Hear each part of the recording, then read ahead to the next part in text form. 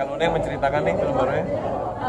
Jadi film Home Sweet Home ini akan tayang 26 September 2024 nanti mulai tayangnya. Jadi film ini menceritakan tentang seseorang yang berjuang dengan impinya, di mana kondisi dia tuh berada di middle class income. Mungkin gajinya di atas UMR sedikit, tapi dia tuh mimpi pengen punya rumah sendiri. Tapi dia juga punya beban keluarga yang dimana biasanya beban keluarga itu anak pertama yang menanggung, tapi di film ini harus anak terakhir yang menanggung. Kalau lihat dari trailernya gimana tadi? Singkat trailernya. Kita semua alhamdulillah ambiar. Nangis banget ya, Masya Allah. Kita tidak berekspektasi kayak gitu sih ya. Cuma kayak, loh kok sakit banget nontonnya gitu. Baru trailer doang loh itu kita lihat dan Kayak lo dilihat posternya juga sedih banget. Tapi kita juga waktu pas baca skripnya pun juga kayak sempet nangis juga gitu loh. Terus pas lihat hasilnya, wow. Posternya juga aku pribadi suka banget ya. Lagunya Dalam banget, Gila, meaningful banget. liriknya tadi juga dari soundtrack, udah gitu dari trailer sendiri aja kita udah bisa ngerasain seberapa roller coasternya gitu emotionnya. Mungkin di kehidupan nyata kalian mungkin ada yang mengalami juga nggak sih relate dengan? Menurut aku pastinya semua orang, kebanyakan mayoritas pasti pernah mengalami apa yang dirasakan Kaluna, karena menurut aku Kaluna ini representasi dari kita semua. Jadi beban Kaluna kan mungkin ada banyak, pasti salah satunya kayak di aku mungkin yang tadi aku cerita, aku 3 bersaudara sama dan anak bungsu yang harus menanggung beban keluarga, itu di aku feelingnya. Mungkin kalau yang lain gitu. Sama sih sebenarnya, mungkin cuma Kaluna ini kan nge-represent kita semua gitu menurut gua, dan memang yang berbeda mungkin adalah settingannya dan level-levelnya yang berbeda, tapi semua yang dialami Kaluna menurut gua ya itu kita sebenarnya. Kalau Kak Derby mungkin realnya seperti apa mungkin? Relate-nya seperti apa?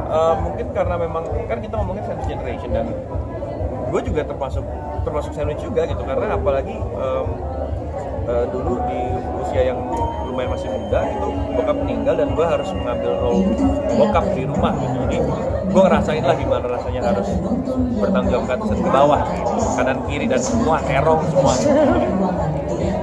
Karisti.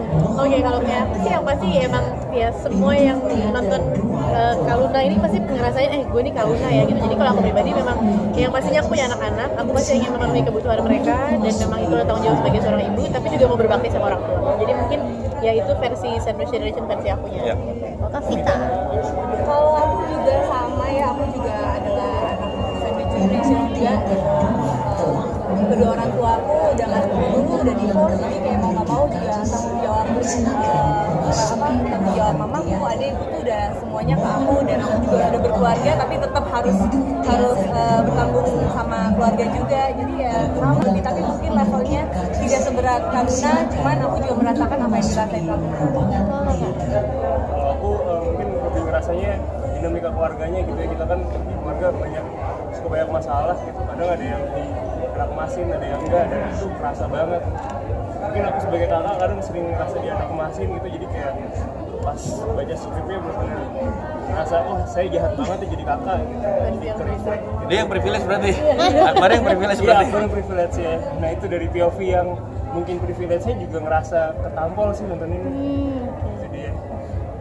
Kalau Karisti kan ini comeback lagi mungkin ya dari dunia perfilman, mungkin seperti apa Karisti boleh cerita? Yang pasti happy banget, bersyukur banget gitu ya, karena memang main film itu sebenarnya salah satu afirmasi aku di 2023, kayak kita pengen deh syuting lagi film tahun depan gitu di 2023, dan memang aku udah nargetin tuh kayak anak-anak sekolah, dan pas banget emang tahun ini anak yang paling kecil udah SD, yang nomor 2 udah kelas 3, dan yang paling gede Arsem udah SMP, dan di saat itu juga Tuhan kasih aku film ini gitu, jadi kayak emang udah ya maksimal aja.